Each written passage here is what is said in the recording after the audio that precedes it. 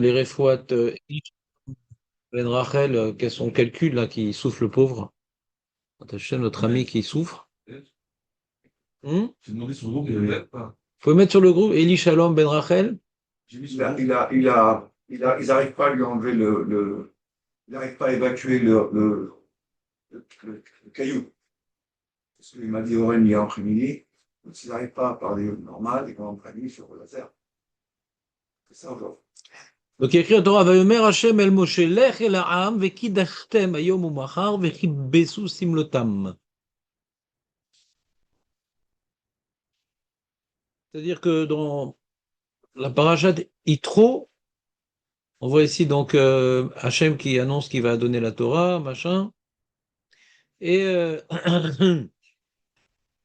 le peuple a dit oui, oui, on est prêt à écouter, on est prêt à accomplir, on a assez.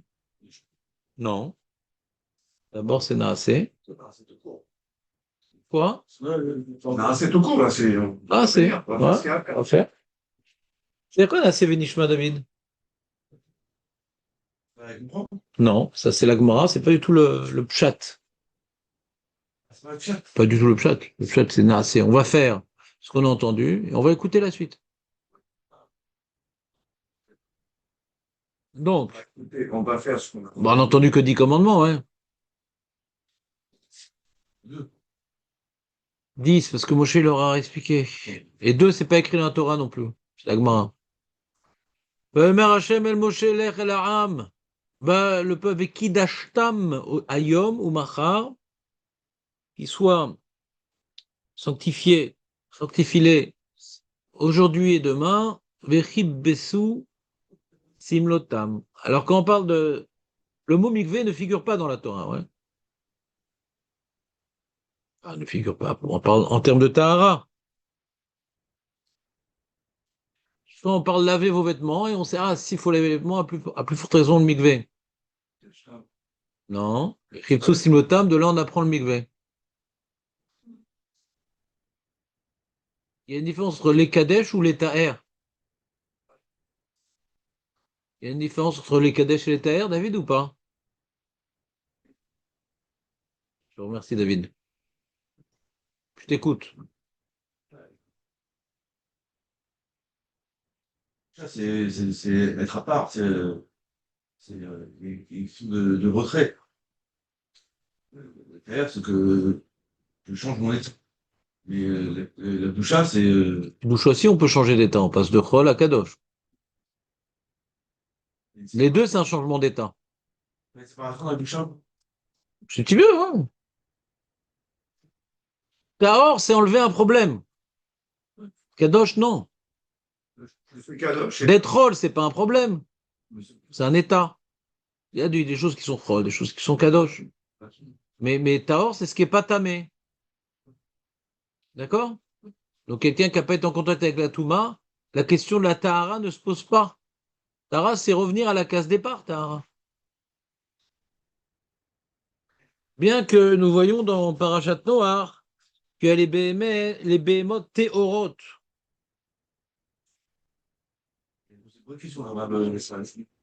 Hein. Qu'est-ce qu'il a posé comme question? Il a dit comment on sait que. Quand il a dit, il a dit comment Noir pouvait savoir c'était quoi une bête d'avant ou tamée.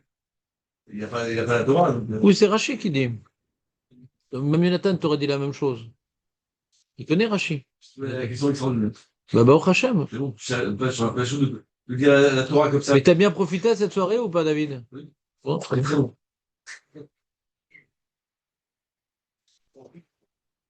la bouffe, la bouffe. Donc, on revient. T'es avec nous, Nissim, ou pas? C'est très beau dehors.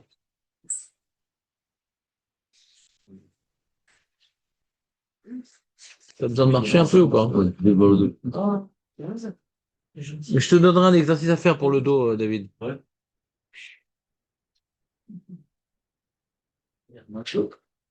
Ouais, là-bas. והיו נכונים ליום השלישי, כי ביום השלישי ירד השם לעיני כל העם על הר סיני. Donc préparez-vous au 3e jour, parce qu'Hachem va descendre sur le Sinaï. Allô? Vous avez 3 jours de préparation. Soyez prêts pour une fois là. Il y a fait, il y a fait. Et là, j'ai sauté quelques psukim. Vayomer el Aram, Eyu nechonim le sheloshet yamim, al tigeshu el Aisha. Ne vous rapprochez pas de la chose.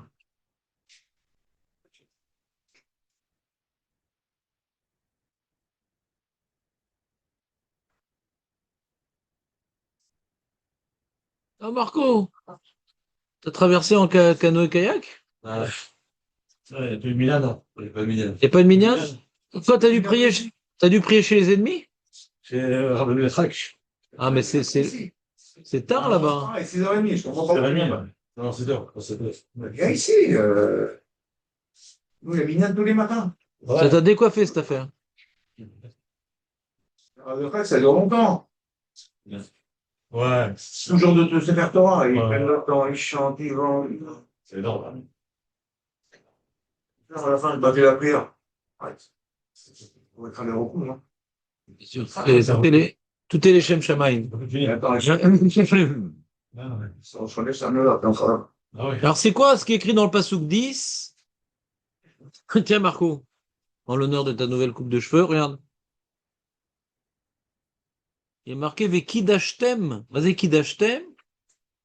Alors, tous deux expliquent que la Gdusha mentionnée dans le verset 10, sanctifie-les aujourd'hui et demain, ne renvoie pas seulement à une évaluation morale, mais à une mise à l'écart concrète du rapport conjugal. Déjà, la notion de Kidashtem, c'est lié au rapport conjugal. Le saviez-vous? Bah si. Kedoshim Tiou. Dans la paracha Kedoshim Tiou, c'est Prushim Tiou. Et il y a marqué là-bas de Rachid de Harayot. La séparation de la femme, la séparation des tendances corporelles. C'est ça la Gdusha. Tout ça, c'est un peu se séparer de tout ce qui est matériel. Chazak, exactement. Tu en es l'exemple, Léon. Juste, ne mettons pas de gâteau devant toi, là, tout craque. Là, ça pète. Là, ça pète, là. Ouais, le Rabbeinu Bechaye précise que la doucha consiste à se préserver de toute impureté, normalement. Car celui qui s'écarte de la souillure est qualifié de kadosh. Tiens, voyons voir dans la note 1, Aleph. Rabbeinu Bechaye, Gdusha zoui shelo yigash el haisha, gam leafrish atzman mikol tuma. Et anishmar minatuma nikra kadosh. Donc, tu as vu, ici, on voit ici un Rabbeinu intéressant, c'est normalement, nous, on pensait que l'inverse de Touma, c'est Tahara, ouais. L'inverse de Touma, c'est Tahara. Il a dit non, même Gdusha, c'est pas uniquement se séparer des choses corporelles, c'est également s'éloigner des choses impures. Pas uniquement corporelles, impures. Tahor, c'est effacer la Touma. Kadosh, c'est s'éloigner de la Touma, pour pas qu'elle se rapproche de moi. C'est comme tu as dit, une séparation. Je me sépare des choses animales, je me sépare des choses tamées. On continue. De même, le Emek Davar, c'est qui a écrit ce pirouche, le Emek Davar C'est qui a écrit Emek Davar? Il y en a qui c'est connu, c'est l'histoire de Emek. Ouais. C'est qui a écrit le Emek Davar? Aurel? Davar, non, je connais que Yosef Mishmé, Yosef. Bah, c'est bien. Vous savez combien d'années qu'on se connaît, Aurel, voir qu'on fasse le bilan? 3-4 ans. 3-4 ans, c'est ça. En plus? Oui. En même temps, oui, 5 ans. Ah oui. ça, c'est que. En À plus, native, pas à quand même. native, Mivologine. Voilà, on a Rabbi Shimon en 3D qui nous dit c'est le Netziv Mivologine. Ah, Le Netziv, donc c'était le Rosh Yeshiva de la Yeshiva de Vologine. Ouais. Et qui avait. On raconte un peu son enfance tourmentée. Que c'était un enfant qui avait de capacités intellectuelles très limitées. Et il a entendu ses parents dire sur lui que bon, bah, faut pas qu'on le laisse à Yeshiva, il va rien donner, lui, il comprend rien. il a entendu ça comme il était très Yireh Shamayim. Il a pleuré, il a prié toute la nuit. Prié, Hachem, au moins le cerveau, etc. Il a prié. Il a étudié. Je veux pas que mes parents, ils m'enlèvent la yeshiva. Et c'est devenu un des plus grands cerveaux du peuple juif. Donc quoi, Marco, tu peux prier? Ouais. Qu'est-ce qu'il y a? Nous tous, on peut prier. Enfin, moi, surtout. Ouais. D'accord. Donc, tous, de toute façon. Le but, c'est pas de sortir de la bêtise, sortir de l'association des ânes. Ouais. Le but, c'est d'exploiter au maximum son potentiel. On a une grosse partie du cerveau qui dort.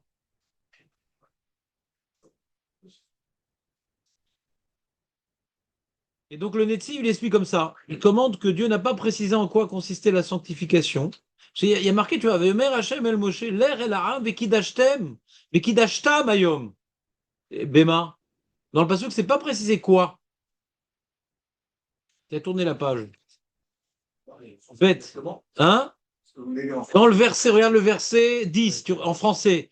Dieu dit à Moshe, va vers le peuple, sanctifie-le aujourd'hui et demain. On ne sait pas de quoi il s'agit. Qu'est-ce que t'as? T'as mal au dos ou quoi? Hein? Je te donnerai un... Non, comme ça tu fais aller-retour. Sanctifie-le, prépare-le. Vekidashtam ayom. Prépare-le. Kidashtam, c'est sanctifié, ouais. Et là, c'est la Non, après, Nechonim, c'est pas sous Kudalef. Tu confonds entre les Kadesh et prêt. Il y a Kidashtam, Nechonim, Valtigashu Laïcha. Ouais, d'accord? Regardez dans la lettre bête. Lo piresh akadosh bourou bema it kadeshu. Il n'a pas expliqué de quelle manière il va les sanctifier. Et la shadavar yadoua, les stam kedusha ou prishut minaïcha. Et rien qui kadosh, il rapporte des preuves par la suite le Netziv. Quoi? C'est de la femme. Ouais, celui qui est kadosh, kedoshim tiut, qui est prushim mina arayot, qui a doua, mais parachat kedoshim. Les femmes. Sa femme. Sa femme aussi, mais badaï. C'est séparé de quelque chose de moutard. Si c'est quelque chose d'assour, c'est pas kadosh, c'est altiracha. Kadosh, c'est séparé de quelque chose qui est moutard, mais qui se rapproche de la matérialité, de la corporalité. Ça, c'est kadosh. Quand vous parlez de séparer, c'est pas quoi? C'est pas que la femme elle soit loin. C'est physiquement qu'il y a une relation. C'est ça, physiquement. Oui, séparer de la femme. Ah oui, il va parler dans la maison de mort. Dans l'armoire avec la belle-mère.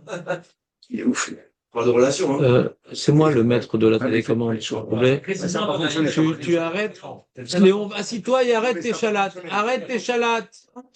Fais chaud, mais viens là. C'est pas pour la Mais viens, mets-toi en t-shirt. Elle est là, et on vient en relation. Mets-toi en t-shirt si t'as chaud. Hein? David, s'il te plaît, quand tu poses des questions, est-ce que tu peux t'asseoir? Donc, l'impression d'assister à un shiur, c'est très angoissant. Ça me rappelle ma jeunesse. Donc, il dit, bien que le verset n'a pas précisé de quelle manière cette sanctification doit être réalisée, qu'on voit dans le verset 15, Al Tigeshu El Aisha, ne vous rapprochez pas de la femme, on comprend que ça vient préciser le non-dit. Moshe. Cher Rabbeinu d'abord. Moshe Rabbeinu. Oui. Il Je devait sais savoir Moshe. comment Ah, il préparait. Puisque déjà, lui, à la base, il s'est séparé de sa femme. Non, il ne s'est pas encore séparé de sa femme. C'est pas encore Il ne s'est pas encore séparé de sa femme. Après. C'est après. Post Matan Torah. C'est après, justement, Léon. C'est une bonne remarque à l'envers. Donc, Rashi, Gimel, Mazé, Veayu, Nechonim. Rashi dit Mouvdalim, Meisha. Donc, on voit que c'est le sujet, quoi. La Gdusha, c'est séparé de la femme. Préparez-vous. Comment vous allez le préparer? En séparant de la femme.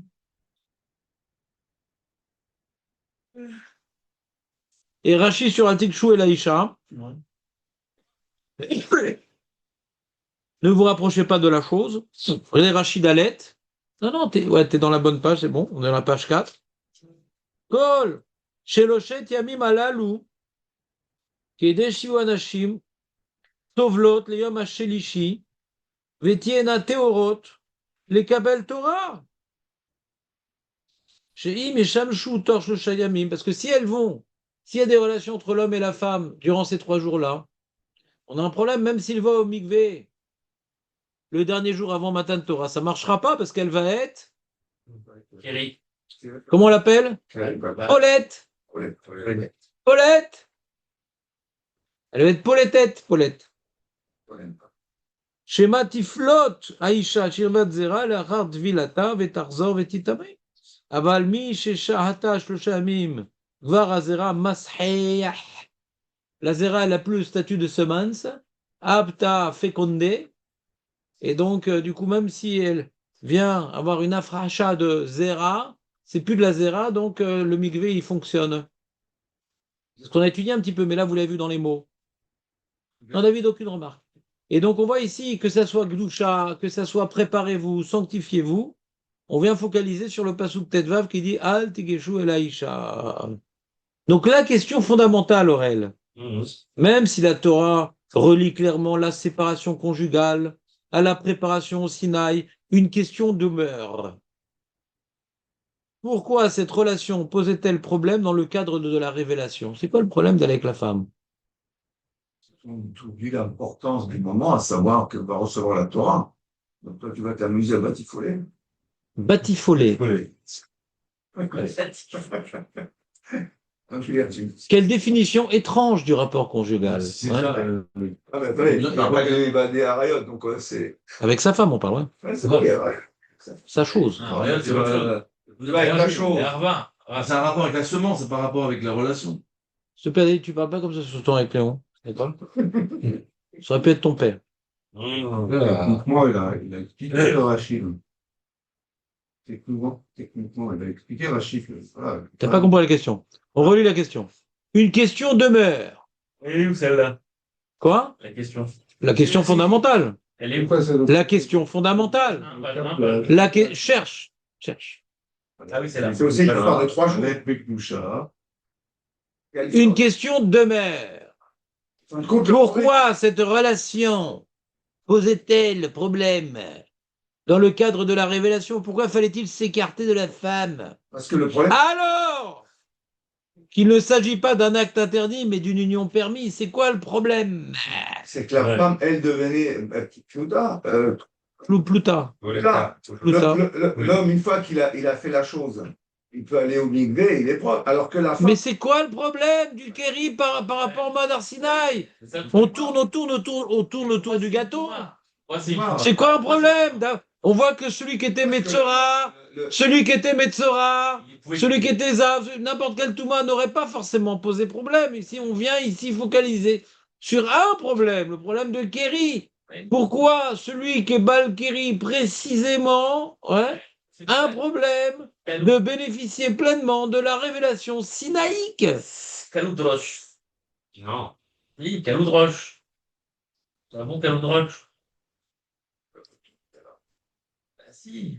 On va avec sa femme, un Kaloudroche. Il y a 2 types de réponses fausses. Il y a la réponse fausse.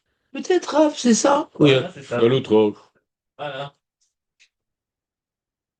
S'il te plaît, essaie d'avoir une hésitation dans ta réponse. Parce que si j'ai fait 8 pages, c'est pas pour répéter ce qu'on a dit. D'accord.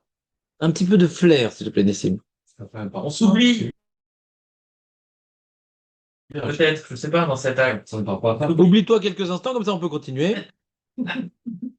Celui qui est Bakiri avec. Mais arrêtez de parler, c'est pas possible, on n'est pas en Ramouta. J'ai repris ma place de dictateur, arrêtez maintenant. Pas possible, ça. Cet ouragan de sonorité désagréable. Et là, c'est le Sforno. Alors, le Sforno, où est-il? Voilà le Sforno. Nous avons le Sforno dans le Hé. Ben voilà, Je n'ai pas mis le Sforno qu'il fallait, dommage. on voit que Rachid. Ouais, j'ai fait la va-vite ce texte, quoi. Donc, il y a un Sforno qui dit la chose suivante. Au sujet du Passouk, plus haut,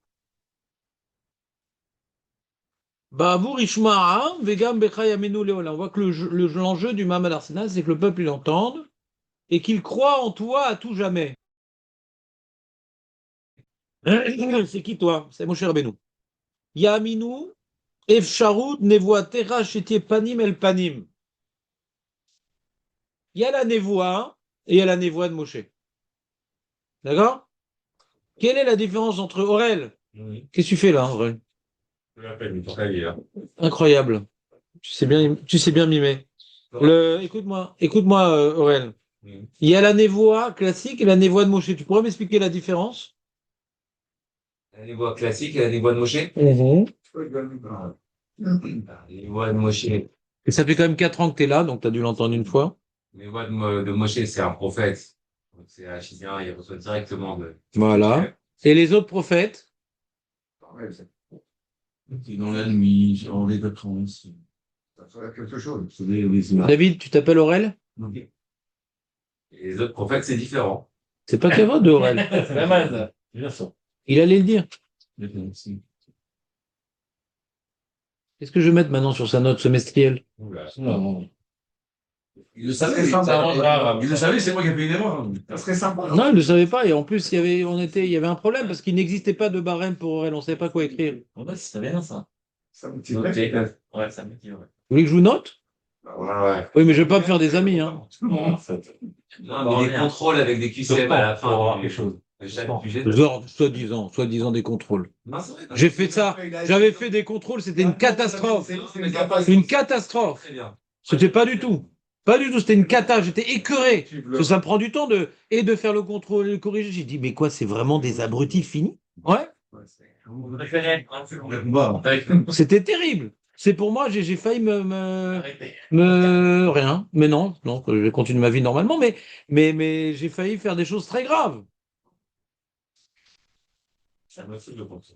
Ça motive rien du tout. Si vous aviez révisé la veille du contrôle, ça c'était bien, mais j'ai vu tranquille. La même ignorance que s'il n'y a pas le contrôle. Tranquille. Ah, mais ça, ce truc, j'avais des valises, ouais. Mais j'ai dû tricher, vous augmenter la note. Est-ce que Ravesman, il donne-moi les feuilles et tout? J'ai failli maintenant être muté rabbin de circulation et tout sur l'autoroute. On revient. Donc, les prophètes normaux, genre Abraham, Toucha, Irmiaou, eux, ils n'avaient pas Hachem, ils n'entendaient pas les paroles divines. Ils devaient interpréter. C'était souvent au moment de la névoie, ils s'effondraient. Le corps n'était pas capable de supporter un tel dévoilement. Donc c'est quelque part dans le sommeil ou dans l'évanouissement, dans un état de transe. Mais le corps n'était pas capable d'être percuté par une telle révélation spirituelle. Ouais. Comprenez ou pas ce que je suis en train de vous dire? Moshe Rabbeinu, qui devait donc nous transmettre la Torah, c'est pas des idées. La Torah, c'est des mots. C'est pas que des idées. Un prophète, quand il dit maintenant il faut se battre, il faut pas se battre, il faut se rendre, il faut faire tchouva, ça peut être des idées. Il a il a une image, et à lui d'interpréter l'image. Il ne doit pas transmettre forcément des mots. Vous comprenez ou pas? Il transmet des idées. Moshe Rabbeinu devait transmettre des mots parce qu'il devait écrire la Torah. Donc mot à mot, c'est Hachem qui lui a dit, mot à mot, lettre après lettre. Et donc ça, c'est un niveau de prophétie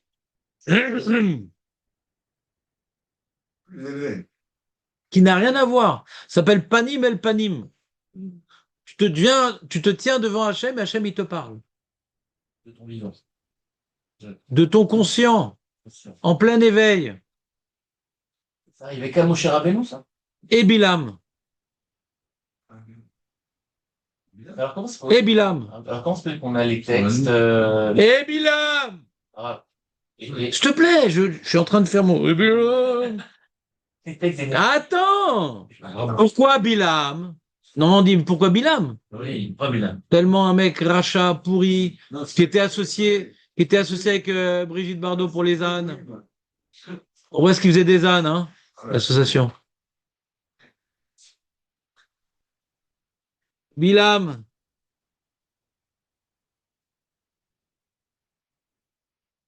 Et quand il vient pas nous reprocher, machin. Tu sais, Bilam Beharam, c'est les Otiotes, Brigitte Bardot, Bilam Beharam. Incroyable. Et donc,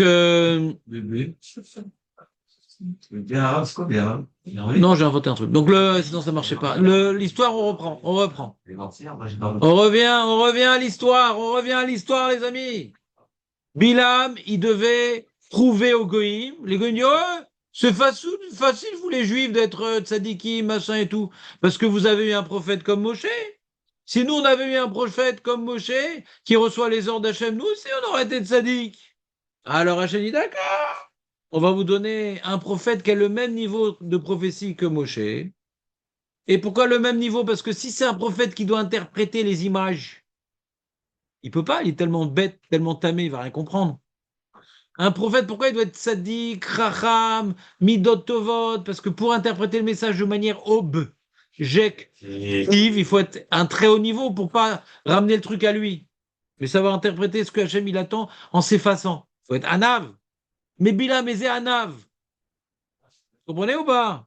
Donc lui, il a besoin d'avoir un niveau de prophétie comme Moshe Rabbeinu pour prouver au Goïm. Et regardez, vous l'avez reçu, le prophète, qu'est-ce qu'il a fait? Il a poussé les Bénot Moav à faire preuve de dépravation. C'est ça qu'il a fait. La seule chose qu'il a fait, c'est les Goïm, ils se maintenaient de la dépravation depuis la punition du déluge, et lui, il a poussé à la dépravation. C'est ça qui vous a fait votre prophète.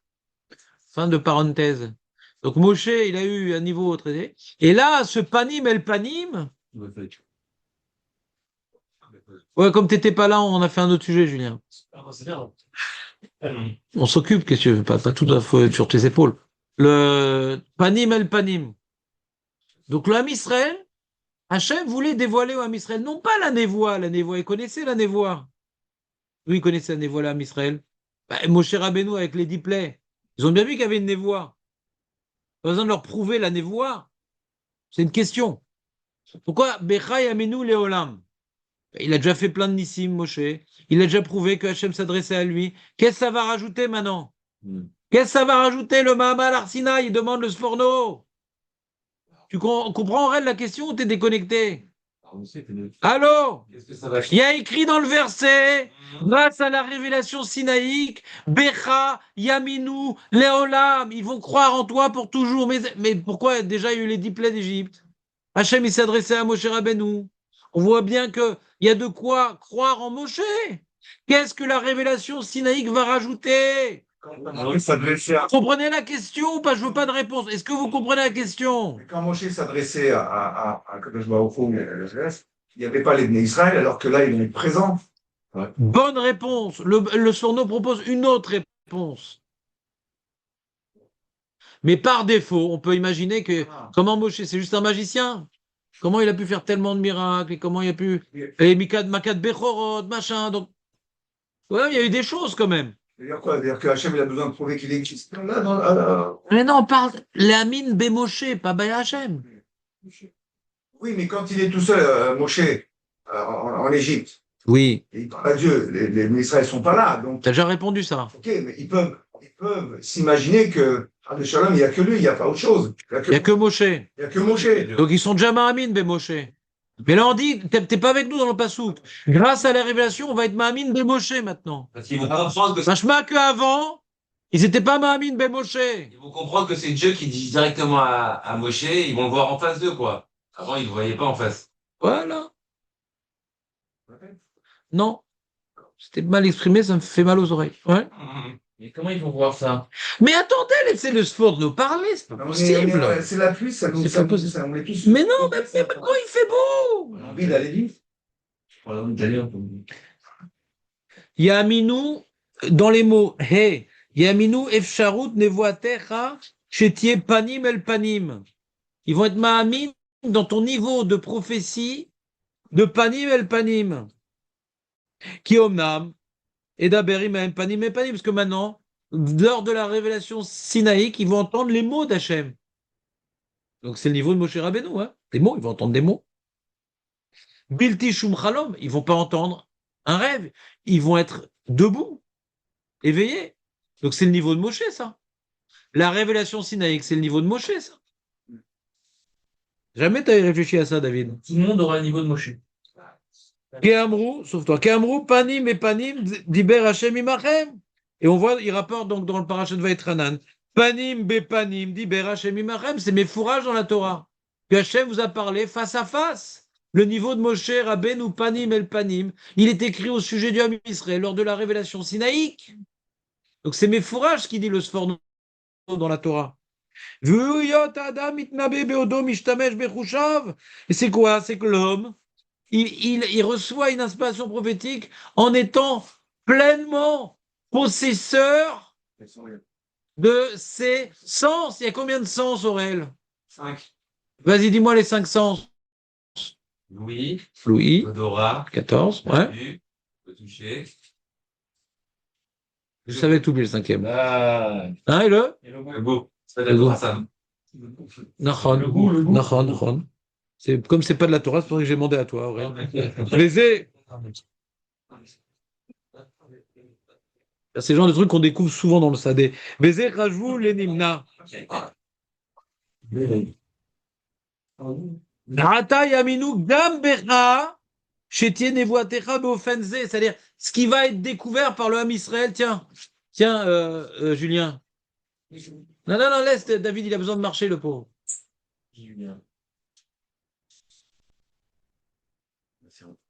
Ah, Je savais. vous avez pris des nouvelles de Réhouven ou pas?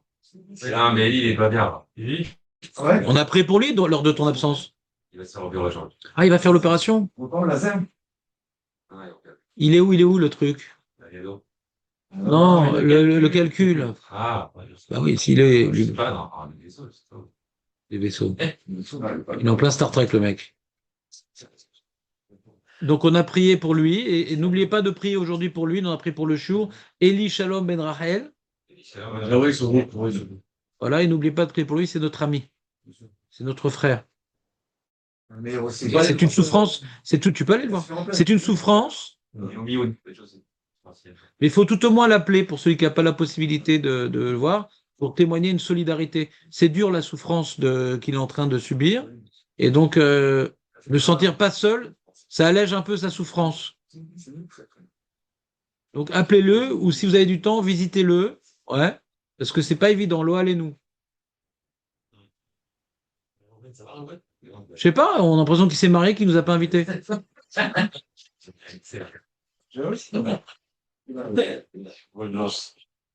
Qu'est-ce qu'il fout là-bas? Et combien de temps il est parti à Chéru, là? Il a chopé une Gérazulmite, ouais. Qu'est-ce qu'il fout là-bas? Qu'il nous revienne. Allez, les amis, on avance. Vous avez compris le message du Sforno, c'est intéressant pour l'instant. Pour l'instant, c'est intéressant, David, tu peux l'admettre. C'est des psukim pour l'instant, c'est du pshat. C'est beau.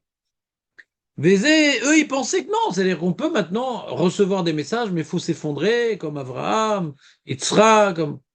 Mais que Hachem te parle, c'est un rêve qu'il faut interpréter. C'est un rêve, comme on a vu avec Yosef, avec Yaakov. C'est des rêves qu'on interprète. Des rêves. Plus t'es dub, moins tu comprends. Paro, machin. Et plus c'est tzaddik, plus tu peux interpréter le rêve. Yosef, Yaakov. Ouais, vous me suivez ou pas? Il dit quoi? Hachem peut parler et nous on entend sa voix? Ma pitom. Hein?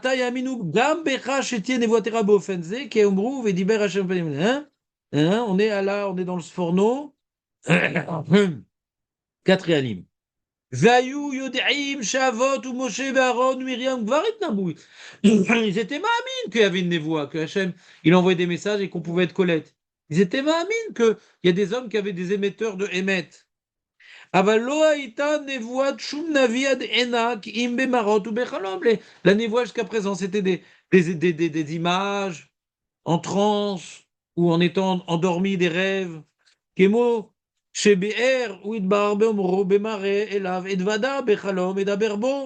rapporte des psukim, on voit que dans la névoie, on voit la notion du chalom intervenir. Omnam benevoat Moshe beodom ishtamesh bechusham. Il y a ça fait qu'Islam. Quoi, Moshe? Zarma, il entend la parole d'Hachem. Il a la névoie comme Abraham, comme Moshe, comme Yosef, comme Yaakov. Mais il entend les mots d'Hachem. Parce que là, il doit leur transmettre la Torah quand même. La Torah, c'est des mots. Donc ils ont besoin maintenant, dans le Mahamad Har Sinaï, de croire que Moshe peut transmettre les mots de la Torah. Donc c'est une introduction à la Emouna dans la Torah, pas dans Dieu. C'est pas qu'ils ont été mamine Bachem, mamine que la Torah elle est divine. T'entends Julien ou pas? Une interprétation de Non, Moshe. t'es pas concentré, ça fait de la peine. T'arrives tard et tu continues à jouer avec le Tetris. Ou basé Yaminu Bedivre Moshe, Velo Yachal Shum Navi Lakum Negdam. Il y a un navi qui dit oui, mais moi j'ai marché sur l'eau. Oui, tout ça. Qu'est-ce que tu veux, toi? Tu peux nous raconter tes rêves. Mais là, on a assisté, nous, le peuple juif tout entier, on a assisté, ouais, aux mots qui s'adressent à nous d'Hachem, et que Moshe, il était présent, et que Hachem a désigné Moshe. C'est lui, le Navi, éternel, qui est maître de mes paroles, qui est transmetteur de mes paroles. Alors, vos rêves qui vont venir après, on s'en fout, les amis. Les prophètes qui vont venir après, on s'en fout, les amis. Ça n'a aucune valeur. Kilotienne et voatam, bezot amadrega, aucun Navi n'arrivera au niveau de Moshe. Viaged Moshe divrei Ha'am al Hashem kasher shama takanat kono leman yamnu bemin nevuato irgish besafek Ha'am vegid divrei mais je vous ai pas mis le bon Sforno, ça m'énerve. Je vais vous lire le bon Sforno. Bon, faut dire que je l'ai fait hier soir quand même ce truc, mais bon. Ça, hier soir, hier, fin après-midi. La Torah est divine. Hein. Attends, s'il te plaît. La Torah est divine. Oui, mais pas toi, regarde, attends une seconde. Non, mais vous venez dire à l'instant que la Torah est divine. Croire que la Torah est divine, c'est ça. Non, pas du tout, c'est pas ça. Vous avez- Oui, c'est-à-dire quoi la Torah est divine? C'est-à-dire quoi la Torah est divine? C'est-à-dire qu'on peut voir c'est Moshe qui a interprété, machin. Voilà. C'est ça le problème. Les mots que moi j'ai Il a eu des rêves, il a eu des images et il nous dit le message, grosso modo. Alors, on va pas pouvoir faire des xérachava, on va pas pouvoir dire il y a un vav en plus, il y a un vav en moins. Ça, c'est un plan de Moshe, ça, il avait des fautes d'orthographe. Voilà, ça, Moshe, il a grandi, quand il était petit, il était en Égypte, il connaissait pas bien l'hébreu, il s'est arrangé et nous, on corrige ses fautes d'orthographe. Allez, shalom! Lettre après lettre, mot après mot, il a reçu de Moshe, d'Akadosh Baruch Hu. Mais quoi? Mais c'est pas ça la névoie en général, c'est des images. Non, c'est ça, c'est le niveau de Moshe Rabbeinu. Comme maintenant je vais donner les 10 commandements, soyez à côté, ouais, de la montagne pour écouter ce que je dirai en permanence à Moshe, lettre après lettre, mot après mot. Mon message, il est écrit. C'est un message écrit, c'est pas des images, c'est pas une interprétation. Comme ça, vous allez comprendre que Moshe il va transmettre mes mots. Et c'est un niveau de prophétie qui existe. Mais quoi, mais il faut pas être endormi pour... Non, pas du tout, il est conscient. Mais on peut pas être conscient quand on est pénétré par la névoie. Vous allez voir, vous allez être conscient et vous allez profiter de tous vos sens pour recevoir. On peut être conscient. Ouais, vous voyez, Quoi? On a vu qu'ils sont morts. Non, ils sont pas morts. Vous voyez les Ça, c'est le Midrash. Je veux dire, on peut être vivant malgré tout. Justement. Dans le chat, c'est écrit l'inverse. Shemot, Yutet. Et là, le Sforno, il était où le Sforno, le Sforno? J'ai pas copié le bon Sforno, quel abruti. Ah là là, tout le texte tourne autour de ça, j'ai pas copié le bon. Je veux pas vous lire dans les mots, je vais devoir vous le lire, mais vous allez devoir écouter, chose terrible pour vous. Sforno, le voilà. Écoutez bien le Sforno, les amis. Et là, on va retomber sur nos pieds. Dans le Passouk Udalev, il y a marqué « Soyez prêts pour le 3e jour ». Écoutez bien. Sheye gam agouf taor. Donc, il faut pas uniquement que préparer notre Hashkafa, on va écouter Hachem, préparer, il faut que le gouffre aussi soit taor. Chez Gama Gouf Taor ou Mouchan la névoie, il faut être métaire le gouffre, parce que là, c'est le gouffre lui-même qui va être pénétré par la névoie et qui va rester debout. Jonathan, le gouffre! Lo nefesh bilvad. Veze biot madrigat anevoa atida veazlaem panim et panim. Comme vous allez recevoir la névoie de panim et panim, où le gouffre, il est là, il n'est pas annulé, il n'est pas détruit, il n'est pas endormi. Vous allez être maître de tous vos sens, comme dirait Aurel. C'est pour ça que comme Moshe, après le Mamad Har Sinaï, il va rester au niveau de Panim El Panim. Comme Moshe, après le Mamad Har Sinaï, il va rester au niveau de Panim El Panim. C'est pour ça qu'il va devoir se séparer de la femme. Parce qu'il faut que son gouffre soit tout le temps Tahor. Si maintenant, quand tu reçois la névoie, c'est en étant endormi ou en étant en transe, alors que le gouffre soit tard ou pas, c'est pas important parce que le gouffre n'est plus là, c'est que la Neshama qui est Colette. Mais comme Moshe va devoir transmettre les mots de la Torah, donc son gouffre doit être Tahor, son gouffre doit être Kadosh, c'est pour ça qu'il va être séparé de la femme, pour que vous aussi, ouais, pour que vous aussi puissiez recevoir le niveau de névoie que Moshe va continuer à avoir, Al tikshu el Aisha. Comprenez ou pas ce que je suis en train de vous dire? Non? C'est-à-dire qu'on est en train d'expliquer pourquoi, lors du Mahamad Arsinaï, le Balkéri avait un problème. Pourquoi, au moment du Mahamad, le Balkéri avait un problème? Parce qu'il faut être au niveau de Névoie, où le corps lui-même est entièrement Tahor. Et ce niveau de Névoie, qui va être celui de Moshe en permanence, au moins au moment du Madar Sinaï, vous deviez l'avoir. Pourquoi? Pour être également apte à écouter les mots d'Hachem. Et pour écouter les mots d'Hachem, c'est pas l'interprétation d'une image ou d'un rêve. C'est être entièrement conscient, avoir des oreilles. Il faut que les oreilles entendent. Vous entendez ou pas? Si les oreilles entendent les oreilles corporelles, il faut que le corps soit au niveau d'entendre. Donc, séparez-vous de la femme. Comprenez ce qu'il dit le Sforno ou pas? Vous avez compris tout son développement? C'est tout malade qui travaille. Ben si, ça explique. Non, je l'ai expliqué pourquoi il fallait être comme ça, mais pas parce que la raison, celle-ci, elle est dans sa chier. Ah, regardez, je vous ai traduit. J'ai traduit le Sforno dans la page 2. J'ai oublié, c'était hier. Explication synthétique.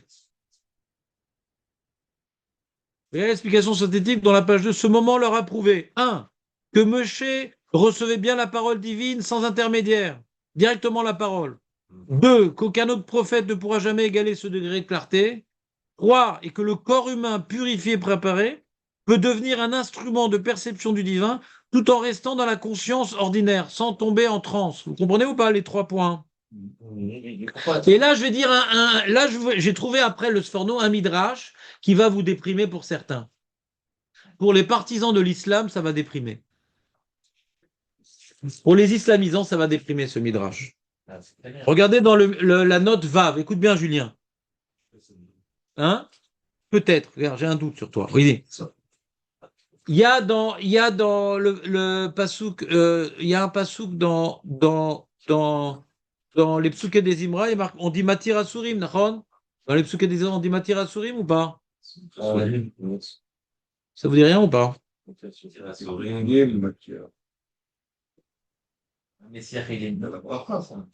Non.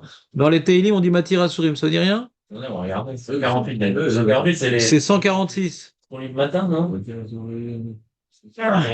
vais vous le lire parce que je vous sens trop étonné de ce que vous dites chaque jour. On dirait moi. Donc je vous le dis. Aleni nafshi et Hashem, Alel Al tiftiruni mimben adal de joie.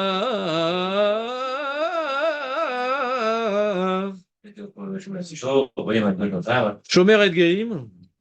Non, j'ai raté. J'ai sauté.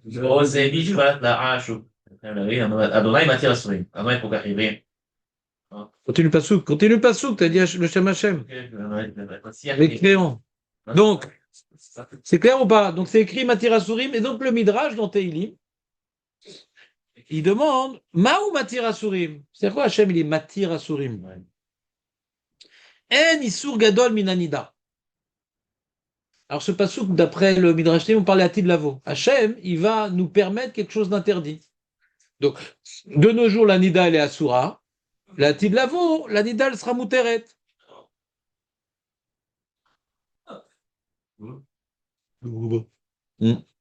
Shaisha ro Adam, Beasra Gajwuchu le Baala, ou la Tid Lavo, ou Matira. וגם את הנביאים ואת רוח הטומאה העביר מן הארץ. ואין טומאה אלא נידה, on verra qu'il n'y aura plus de טומאה. Et la Tilavoro, il n'y a plus de טומאה. S'il n'y a plus de טומאה, il n'y a plus de nida. D'accord? Quoi? Il n'y a plus de nida. Il n'y a plus de nida, malheureusement. Aujourd'hui, c'est pas la ménopause, tu veux dire? Il pense à Léon qui a des coups de chaleur comme ça. Ouais. Qu'est-ce que tu me veux? On parle pas que. David, pourquoi t'es hors sujet? On parle que la femme, elle a 20 ans, elle a du sang et elle est moutérette. Et pourquoi tu dis des choses qui n'ont rien à voir avec le sujet? Veyesh Omrim, et c'est là où tout le monde va avoir une crise cardiaque. Veyesh Omrim. Av tashmi shamuta amita Oui. iasura latid lavo. C'est où? C'est le frère. Il n'y a plus de tashmi shamita latid lavo. L'inverse de l'islam. Les bétoulottes, les machins. Ouais. Il n'y a plus d'enfants non plus. Hein. Je sais pas c'est quoi latid lavo. Ouais. Si c'est l'imot à Machiar, je vous ai fait arrêter de rêver. Oui, parce que si c'est quand on est mort, ouais, c'est quoi cette heure qu'il n'y a plus de nida? Ouais, c'est vrai. Ça ne veut rien dire. Ouais. C'est-à-dire qu'on a encore un corps, Il n'y a plus de il n'y a plus de nida. Et bien, Chomri, non, il n'y a plus de tashmi shamita. Mais teda lecha sheken ou, chez Beom, chez Nigla, Kadosh Baruch Hu, al Sinaï, liten à Torah, l'Israël, asar tashmi shamita, shosha yamim. Tu vois bien que le Hama, pourquoi je vous raconte ça? Pas pour vous déprimer, ouais, ça n'a rien avec le sujet. Et on voit qu'il n'y a pas de tashmi shamita 3 jours. Chez les Marveilleux Nechonim, les Shushet Ayamim, al Tikshu la Isha. ומה כשנגלה עליהם יום אחד, אסרן מתשמיש המיטה שלושה ימים, לעתיד לבוא, שהשכינה ביניהם, אינם אסורים, il y aura une grande shrina à ce moment-là. Donc pour être colette la shrina, pour être apte à être en proximité avec la shrina, il n'y aura plus de tashmish hamita, ce sera assour tashmish hamita. L'opposé de l'islam, t'as vu ou pas l'histoire? Eux, quand ils meurent, qu'ils n'ont plus de gouffre, ils continuent à avoir le tashmish hamita, des vrais brels, ouais. Nous, qu'on aura encore un gouffre, il n'y a plus de tashmish hamita. Yeshomri, non. Le Yeshomri me rassure certains. Ouais. Il y a ici une marloquette. Yeshomrim Kladinida Samuteret, donc c'est vraiment la teuf. Ouais. Et Yeshomrim, que dalle. Ouais. Je ne demande pas comme qui vous êtes possèque. C'est D'accord? radical. Chacun sa vie privée. Donc, j'ai rapporté ici le Midrash Teilim. Je vous l'ai traduit.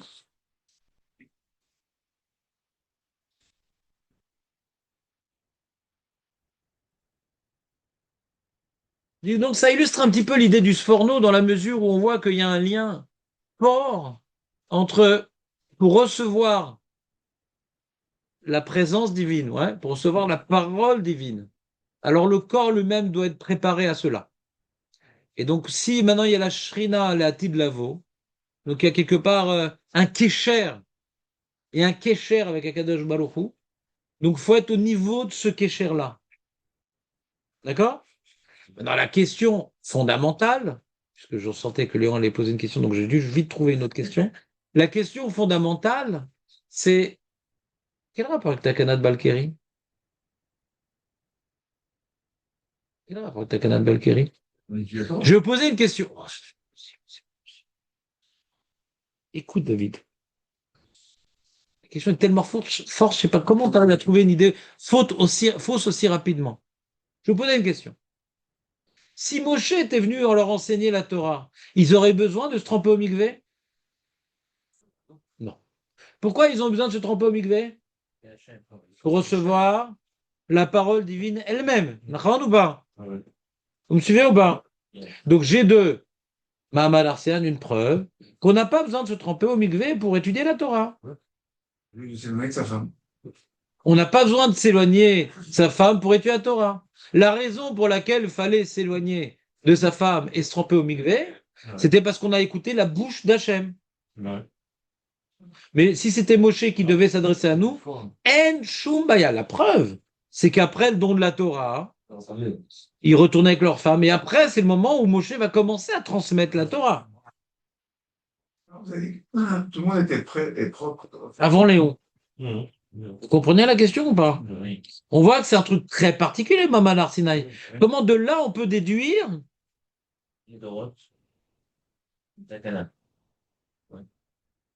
C'est une semi-route, c'est chez lui qui impose. On dit que c'est une semi-route. Oui, mais la smichout, elle s'oppose au pshat. Tu vois bien qu'après le Maman Arsinaï, ils ont reçu la Torah de Moshe et ils sont revenus avec la femme. Ouais. C'est-à-dire, ça s'oppose au pshat. Juste pour ce moment-là, on voit qu'il y a un problème, et après, non. Il y a toute une mara dans Nedarim. T'as fait un peu Nedarim ou pas? Non? Pas dans Nedarim, quoi. Que un Neder et tout, il s'annule pas automatiquement. Il faut quelque chose pour l'annuler, puisqu'on voit qu'il devait se séparer de la femme. Et après, Moshe, il a dû dire Shuveh lo Elchem, revenez à vos tentes. S'il n'avait pas dit, il serait resté interdit. Ah, pourtant, on comprend bien que c'est pour le Mamad Arsinaï qui sont interdits à leurs femmes. Non, s'il n'y a pas un terme et fourrage, il reste interdit. Et là, on voit qu'il faut un terme et fourrage d'un éder. Vous comprenez ou pas? Donc, on voit que c'était permis après. Cette restriction, elle est épisodique. Donc, même la smirout, ouais, on peut s'opposer à ce que la Torah semble nous dévoiler? C'est pour ce Mahamad-là. Et comme on voit dans le Midrash, que cette situation d'être Tahor, Mitashmi Shamita, c'est la Tidlavo. Logo la basé. C'est par rapport à la Shrina, pas par rapport au Limud Torah. Comprenez ou pas ce qu'on voit ici? C'est par rapport à la Shrina, pas par rapport au Limud Torah. Vous comprenez ce que je dis ou pas? Je pense que tu peux essayer. Est-ce que les amis voulaient écouter Nissim alors que Léon avait déjà pris la parole avant Nissim? Tu cèdes ta place. Je sens qu'il y a des jours comme ça où je suis pas en forme, vaut mieux céder sa place. Parce que pour Bilam, Oui. tout le monde est préparé pour recevoir la parole divine. Mais est-ce que Bilam, il a été préparé? Non, lui c'est un S. C'est juste pour que l'égoïme n'ait pas la mauvaise foi de dire si on n'avait pas eu de prophète, si on avait eu un prophète, on a été tzadikim comme les juifs. C'est complètement superficiel et artificiel la névoie de Bilam. C'est Hachem, il a donné un niveau prophétique qui n'était pas du tout lié à sa réalité, à sa personnalité et à son niveau. Oui, maintenant, c'est Nissim qui va nous faire une tente. Non, David, tu as déjà été ton temps de parole. Non, une tentative, c'est. Tentative, ouais. Tentative. Ezra, hein, il est venu pour faire une takana il est au Beth Amikdash Hasheni, ouais. Ça veut dire, on a perdu le Beth Amikdash à cause de la Vodazara. Et donc, il veut nous faire sentir qu'il y a une présence divine, constante. Et donc, pour rappeler le Mahamad Arsinaï. Qu'est-ce que vous en pensez de cette phrase? Tu répètes, s'il te plaît. Alors, on va la lire. Donc, on est dans la page 3. Enseignement de la Gemara, dans le 4 en bas de la page. La Gemara écrit Rabbi Yoshua ben Levi a dit, d'où sait-on qu'un Balkiri est interdit d'études de la Torah, car il est dit, tu les feras connaître à tes fils et aux fils de tes fils. Et le verset est immédiatement suivi de le jour où tu te tins, devant Dieu, ton Dieu au Sinaï. De même que là-bas, le Balkiri était interdit, ici aussi les Balkiris sont interdits. Question.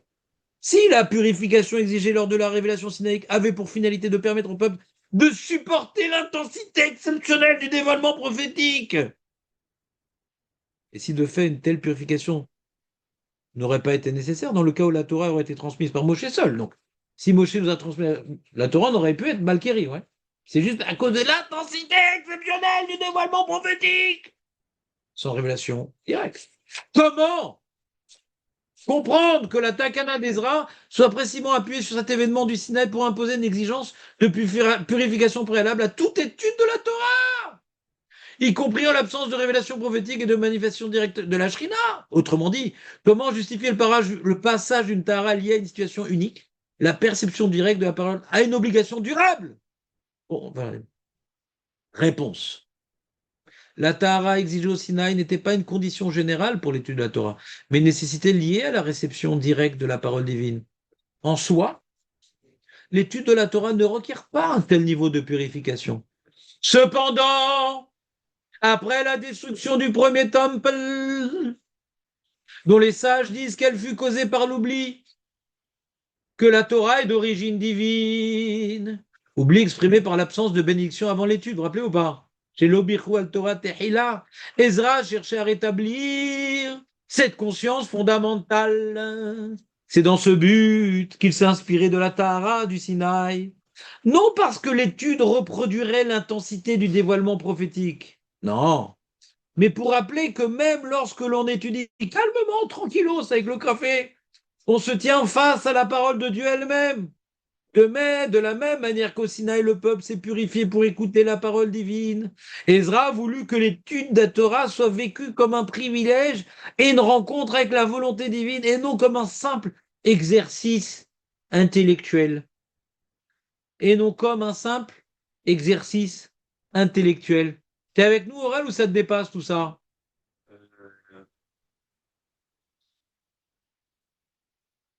Mais c'est en français quand même. Ouais. En bref, là on l'a fait pour toi, Aurel. En bref, la Gemara de Brachot ne fait pas de l'étude une révélation.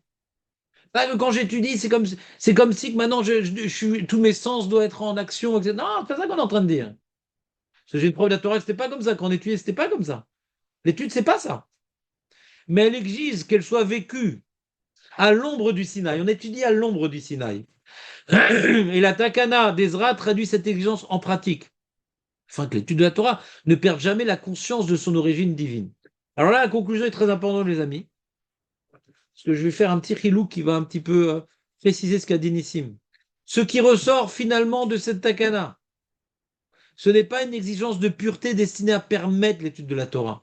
C'est pas que celui qui n'est pas Tahor, il ne peut pas étudier la Torah. Non, c'est pas ça. On n'a pas besoin de Tahara pour la Torah. En dit vrai Torah, mais Kablim Touma. Il n'y a pas besoin. Il n'y a pas besoin. Ouais. Mais l'imposition volontaire d'un effort préalable. Quand tu es avec ta femme, tu dis à l'omigvé, il y a tout un effort destiné à en rehausser la valeur. Ah, j'ai tes trucs, il faut que j'aille migvé, je ne veux pas étudier comme ça, mais Touma. L'enjeu n'est pas la situation concrète du Balkéri, ni la question du rapport conjugal en tant que tel, mais la nécessité de rappeler que la Torah n'est pas un savoir parmi d'autres, en contraignant l'homme à s'arrêter, à se purifier, à se préparer avant d'étudier. Ezra a voulu empêcher que l'étude de la Torah ne devienne une activité intellectuelle banale, détachée de son origine divine. C'est-à-dire, c'est pas par hasard, ça c'est d'après Rava, ouais. C'est pas par hasard que Ezra n'a pas institué Tesha Kabin. C'est pas par hasard que Ezra n'a pas institué Tesha Kabin, d'après Rava. Non, ça n'existe pas Tesha Kabin, parce que l'effort pour étudier la Torah, c'est pour rehausser la Torah à nos yeux que je vais maintenant m'occuper de la parole d'Hachem.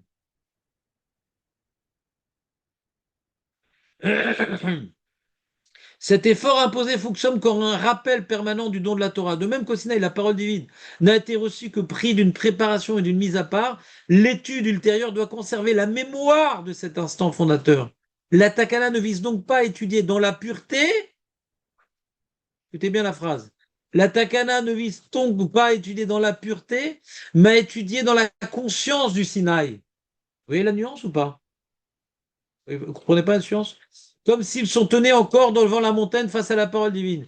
Elle inscrit dans la pratique quotidienne de l'étude une exigence symbolique forte. Ne jamais oublier que la Torah que l'on analyse et discute est fondamentalement une parole divine reçue au Sinaï et non une construction humaine. Kitsour. Je vais reprendre avec mes mots parce que la lecture, je vois que ça marche pas pour tout le monde. Donc je reprends. On pourrait se poser la question suivante.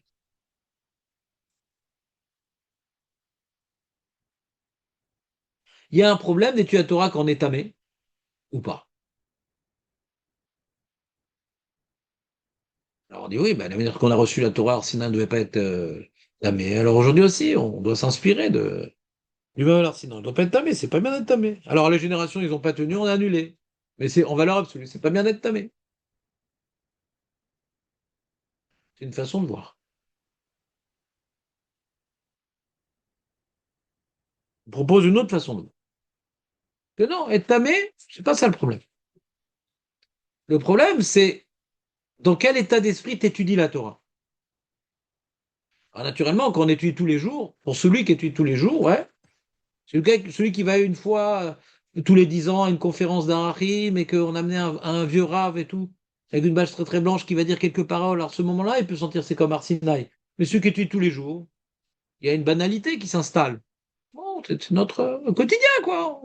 On étudie Agmara, on étudie la Mishnah, on étudie. Donc d'être tamé ou pas, c'est pas ça le problème. C'est ce que tu étudies la Torah en n'oubliant jamais qu'elle vient du Har Sinaï.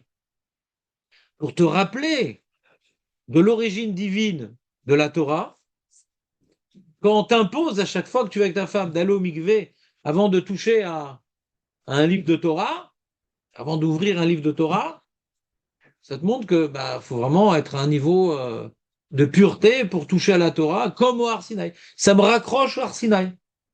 On sait très bien que c'est lié au Har Sinaï. Donc cet effort-là me raccroche au Har Sinaï. Vous comprenez ce que je veux dire ou pas? C'est l'effort. Quelque part, Israël a cherché qu'est-ce qui pourrait raccrocher la Torah au Har Sinaï. Alors, le tremblement de terre, c'est compliqué d'installer dans le Beth Midrash un système de tremblement. Le chauffard, on va pas imposer une sonnerie de chauffard avant le limoud. Qu'est-ce qu'on peut faire pour les raccrocher que la Torah, elle vient d'Hachem? Et c'est quelque chose qui doit complètement nous subjuguer et nous annuler. Qu'est-ce qu'on peut faire? Et il vient, il dira, ah ben on va raccrocher le limoud Torah à Har Sinaï en imposant ce qu'il y avait là-bas. Qu'est-ce qu'il y avait là-bas? Une préparation pour recevoir la parole divine. On va imposer pour le limoud Torah une préparation pour la parole divine. Oui, mais Rav, Ezra. Oui, mais Rav. Mais eux-mêmes, quand ils étudient la Torah, ils n'ont pas de purification d'Aaron. Eux, ils ont vécu le Har Sinaï. Mais la destruction du premier temple a prouvé qu'ils ont oublié le Har Sinaï. Donc il faut rappeler le Har Sinaï dans le limoud Torah.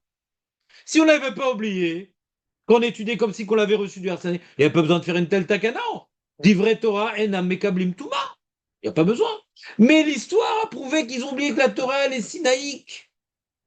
Donc on va à chaque fois qu'ils vont étudier, et qu'ils vont être avec leurs femmes, imposer un effort. Mais pourquoi je fais tout ça? Bah, Sinaï, machin. Ah, c'est vrai qu'on étudie la Torah. C'est en vérité une technique pour nous reconnecter au Har Sinaï. C'est pas que la Touma en soi est problématique, vous comprenez ou pas? La Touma est problématique pour recevoir la parole divine directe, que ce soit Har Sinaï et que ce soit Latid Lavo. Nous, on n'a pas un problème de recevoir la parole. On vient étudier la Torah dans ça, il n'y a pas besoin de Tahara. Mais l'effort d'aller au mikvé, cette Tahara-là, et pourquoi je fais ça? C'est compliqué quand même. Parce que les Balkiri ne pouvaient pas recevoir la parole divine. Toi aussi, tu vas recevoir la parole divine. Donc, tu dois te préparer à recevoir la parole divine. Donc, quand je vais étudier dans une conscience de recevoir la parole divine et non pas comme un exercice intellectuel. Vous comprenez ce qu'on est en train de dire? Ce que Nissim a voulu nous dire avec ces mots? Non, c'est pas clair. Si, si. Je sais pas, moi, ça me dérange un peu. C'est dommage. Parce que, au potentiel, cette boucha est toujours là dans la Torah. Pas compris la phrase. Boucha du Har Sinaï. C'est quoi? Cette révélation divine Non, est toujours là. non, non. Je ne reçois pas la parole d'Hachim, je lis un livre. Qu'est-ce que tu recherches quand tu étudies? Tu recherches le éveil, tu recherches à Et je suis pas en train d'écouter la prophétie, quel rapport? Ou j'ai pas compris ta question, ou t'as pas compris ce que je dis, ou les deux. Tu recherches. Pourquoi ils devaient être Tahor au Har Sinaï? Parce qu'ils étudiaient? Parce qu'ils étudiaient? Pourquoi ils devaient être Tahor pour le Har Sinaï? Parce qu'ils étudiaient? Pourquoi? Pour la révélation. Voilà. Quand tu étudies, tu entends la parole d'Hachem? Non. Non. Donc pourquoi tu veux être Tahor? En potentiel. Moi, ce que je veux dire, la Touma. Quand ils écoutaient l'enseignement de Moshe Rabbeinu, quand ils écoutaient l'enseignement de Moshe Rabbeinu, quand ils écoutaient l'enseignement de Moshe Rabbeinu, ils avaient besoin d'être Tahor? Quand ils écoutaient de la bouche de Moshe Rabbeinu la Torah directe, ils avaient besoin d'être Tahor? Alors quand on lit, c'est plus fort? C'est plus votre explication. Tu ne parles pas sur ce ton. Continue. Pour moi, c'est la chance, ça ferme l'esprit quelque part. Moi, ce que je cherche quand j'étudie, c'est quand même la vérité et à m'attacher à Kadosh Baruch. Voilà. Mon potentiel, c'est boucha là, à laquelle je cherche à m'attacher, elle est là en potentiel dans le Sefer Torah. C'est la parole qui va tomber. Si j'arrive à m'élever suffisamment, je pourrais mieux comprendre ces Pourquoi la Torah ne dit pas comme toi? Tu dis que pour pouvoir comprendre, faut être Tahor, pour mieux comprendre. Pourquoi on voit que l'enseignement de Moshe Rabbeinu n'avait pas une telle exigence? Ça, j'essaie de te prouver. Tu m'as pas écouté. Tu dis je t'ai écouté, tu m'as pas écouté. Ce que je t'ai prouvé, avant que tu finisses ta phrase, je t'ai prouvé qu'on voit que si Alpi Torah, on n'a pas exigé une seule chose, mais c'est Ezra qui l'a exigé. C'est ce que tu dis. C'est peut-être Midat Rasidut, Aval Vadaï, que En Kazé Chiyuv, qui, pour écouter Moshe Rabbeinu, il pouvait être Toumat Keri. Alors nous, c'est mieux. Donc, il faut passer, comme il a dit Pernissim, par l'événement du Khorban Bet Amikdash. Qu'on doit faire un effort en plus, parce qu'on est plus loin. Mais on n'avait pas besoin de faire cet effort-là, parce qu'ils ont insisté au Mamad Arsinaï. Donc, quand ils écoutaient Moshe, Vadaï qu'en étant Balkiri, il n'y a aucun problème. Ils savaient qu'ils recevaient la Torah du Arsinaï. Donc, il n'y avait pas besoin de ça. Le problème, c'est pas la Touma, c'est de se rappeler que ça vient du Arsinaï. Donc, Vadaï que eux pouvaient aller avec leurs femmes, et juste après, étudier la Torah, sans aller au mikvé, juste après. Parce que quand ils écoutaient la parole de Moshe, ils savaient que ça venait du Arsinaï, ils étaient présents. Et normalement, ils auraient dû transmettre Vodatem les Banecha, que la Torah elle vient du Arsinaï. Regardez le paragote, le pasouk qu'on fait là, comment dirais-je, Zerachava, il aurait dû éviter la Takana Tezra. Le pasouk duquel nous faisons aurait dû éviter la Takana Tezra. Si les générations avaient transmis à leurs enfants la Torah du Arsinaï, il n'y aurait pas eu Takana Tezra. Et de ce pasouk-là, on apprend la Takana Tezra. Et je dis que c'est pas par hasard. C'est quelque part, on accomplit ce que le pasouk nous demande d'accomplir. Vous n'entendez pas le Hidouche? Le pasouk, qu'est-ce qu'il nous demande d'accomplir? Enseigne la Torah à tes enfants, comme si qu'il a reçu du Arsinaï, c'est ça que le pasouk nous dit? Puisqu'on a vu qu'on n'a pas le niveau de transmettre la Torah avec une telle intensité, il y a une Takana Tezra qui apprend de là-bas pour qu'on puisse transmettre la Torah ou l'étudier comme si quand c'est l'Arsinaï, on a besoin de se tremper au mikvé, de faire tout cet effort-là. C'est pour rattraper le verset d'une autre manière. Mais c'est une super asmarta, parce que c'est ça l'enjeu. Sauf qu'à l'époque, il y a besoin de se tromper pour ça, il n'y a pas besoin de se tromper pour ça. On voit que ça n'a pas marché de transmettre aux générations le Arsinaï. Alors maintenant, on doit se tromper pour ça. T'entends, David, ou pas? C'est de folie. Folie. Histoire. C'est pour ça que c'est Rava, il ne comprend pas comment tu peux me dire que Tesha Kabin, c'est Takana Tezra. C'est pas possible. C'est impossible. Tesha Kabin, c'est pour alléger l'histoire. Mais pour Rava, tout l'enjeu, c'est l'effort. Comprenez ou pas? Cet effort-là, ouais, je vais pas étudier la Torah tranquillement. Attention, il faut aller au mikvé, machin. Donc, plus tu fais un effort, plus ça te marque. Pourquoi je fais un tel effort? Ah oui, la Torah. Plus on fait un effort dans quelque chose, et plus ça te marque. D'ailleurs, on a une preuve, la Gemara, que cet effort-là, ça marquait les gens. Je vous écoute. On a une preuve dans la Gemara que cet effort, il marquait les gens terriblement. L'effort d'aller au mikvé à chaque fois, et tout pour étudier la Torah, c'est quelque chose tellement dur et tellement quotidien que ça les a marqués terriblement. Non. Qu'est-ce qu'il est fort, Marco? Ah là là là là. Ça valait le coup. Ça valait le coup. Ça valait le coup qu'il traverse la rue en canoë-kayak. On a vu l'histoire. C'est l'histoire d'un mec. Ouais. Il dit à Ginette. Il dit comme ça. Vous savez comment elle s'appelait en fin de compte, cette femme-là? Paulette. Il dit à Paulette. Ouais. Dis-moi, il y a un petit buisson là-bas, j'ai vérifié. Très bien, buisson, confortable, machin, et tout bien. Et dit, c'est quoi le problème? Je suis pas beau? Non, oui, mais bon, c'est ça le problème. Mais il n'y a pas de mikvé ici, comment tu vas faire pour étudier après? Ah ouais, t'as raison. Bon, ma Paulette, laisse tomber. Alors, tout le monde tombe par terre. Il dit, attends, le mec, il va faire une avéra. Hein. Je m'en fous, Echeti, je tout bien. L'homme échané, c'est avéra. D'accord? C'est avéra. Avéra. Personne ne permet d'aller avec une femme sans se marier avec elle. Personne. D'accord? C'est avéra. Et là, on parle de quoi? D'étudier la Torah, Betahara, machin, Takana Tezra. Et le mec, donc, il a un grand yetzer. Parce que de parler comme ça à Paulette, j'ai vu le buisson et tout. C'est quand même, il en faut. Il en faut du courage. Et là, il est plein dans le feu du yetzer. Comment elle le calme? Ah ben oui, mais après, si t'as pas de mikvé, tu vas pas pour étudier la Torah. Et Marco s'est rappelé du Pirouche. The Pirouche. The Pirouche of me. Ouais. Mais je pense qu'il doit être écrit par quelque part. C'est logique, c'est psychologique. Un truc qu'on fait des efforts pour, on y est attaché. Un homme, il est attaché à ce qu'il fait. D'accord? Si le mec, il est très, très marmire, je sais pas, dans une mitzvah particulièrement, il est prêt à mourir pour pas lâcher cette mitzvah-là. Vous comprenez ce que je veux dire ou pas? Parce qu'il s'est investi. Les choses dans lesquelles on s'investit, on y est attaché. D'accord? Le mec, je sais pas, il mange pas de cochon. Jamais il a mangé de cochon. On lui propose du cochon, il fait pas Shabbat, ni rien, etc. Il va plus donner sa vie qu'un autre. Vous comprenez ou pas ce que je veux dire? Parce que c'est ça sa religion. Lui, il fait tellement d'efforts pour à chaque fois aller au mikvé. Ah non, je vais pas. C'est toute ma vie que j'ai fait cet effort-là. Là, je vais transgresser quelque chose que j'ai l'habitude. Vous entendez ou pas? Donc on voit que cet effort-là, il a porté ses fruits, quoi. Le Rashba, écoutez bien un truc que je comprends pas, mais le Rashba, il dit, c'est quoi la raison de la Takana Tezra? Vous entendez? Écoutez bien ce que je dis, je vous ai jamais dit ce Rashba. Je vous l'ai caché jusqu'à maintenant. La raison de la Takana Tezra, c'est pas Arsina, et c'est pas le pasouk de Rabbi Shaman Levi, c'est pas Shiyu Talmidei Chachamim, la raison de la Takana Tezra, c'est pour faire une barrière au Harayot.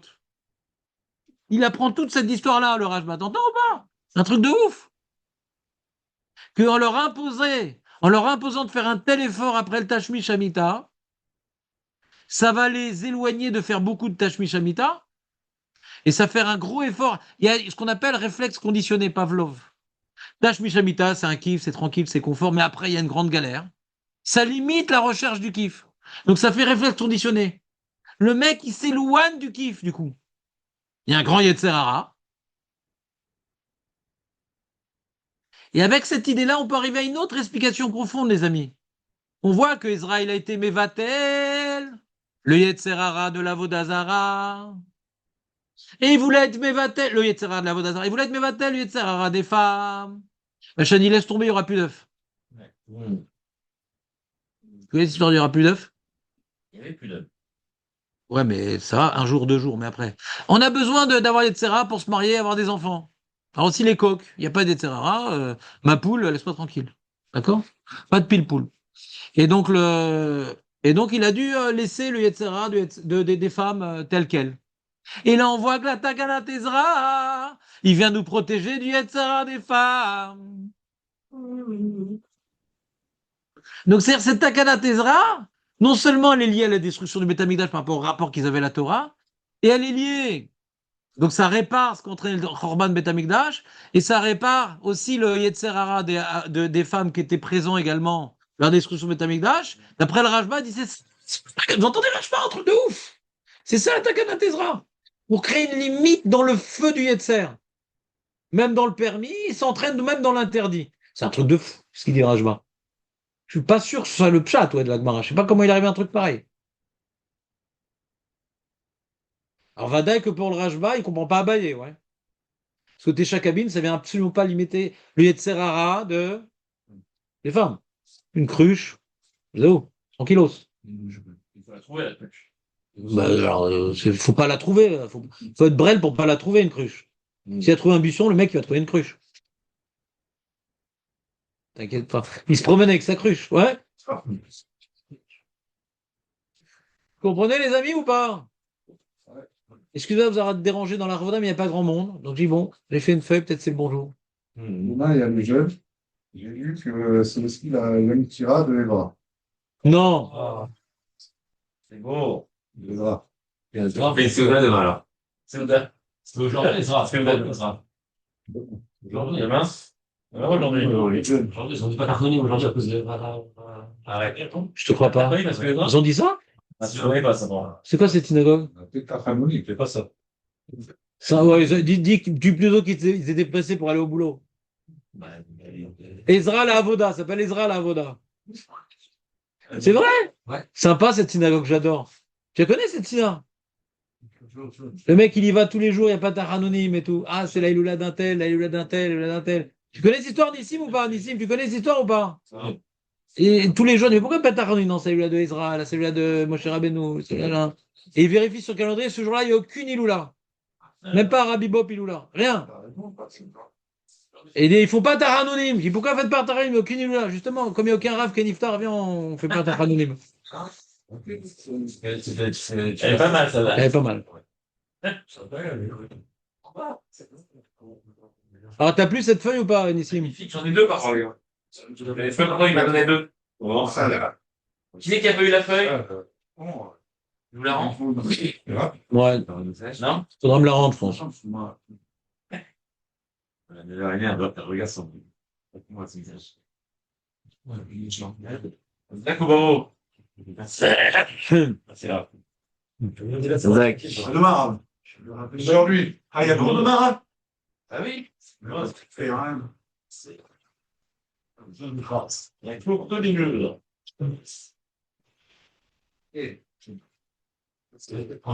Ah, non, c'est pas Galim, c'est un thé, mais pas comme toi. Ah. Comment ça va? Il paraît que c'est la tempête, là. Bien. C'est la tempête.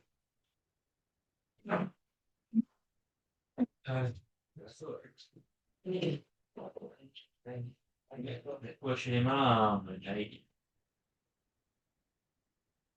Ouais.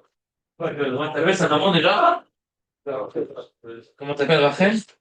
Ouais. Shalom, Ben Rabbi. Oui, Shalom, Ben Rabbi. Ouais, bah avant, c'est un petit peu ça. Allez. C'est sympa, non? Magnifique. Magnifique. Est-ce que c'est ce qu'on ça pour le Ça a plu, Jonathan, ou pas? Ah ouais, non, c'est bien. Hein? C'est pas derrière. Carrément, ouais. Merde. Je dois pas que ça ne passe pas. Vous allez dire, je ne pas dire un peu Ah, mais c'est choquant, hein. Je sais pas d'où il apprend ça de l'Agmara. C'est étonnant, quoi. Qu'est-ce qu'il a mis à dire un truc pareil, je sais pas. Je comprends pas tellement. C'est Arsina, Lavdavka, machin, c'est des prétextes, toutes les drachotes. Ouais. Ikaratam, c'est Geder Gadol. Ambiance. Je sais pas pourquoi il dit. C'était pas le Rajba, j'aurais dit, il a rien compris à la Souga. Je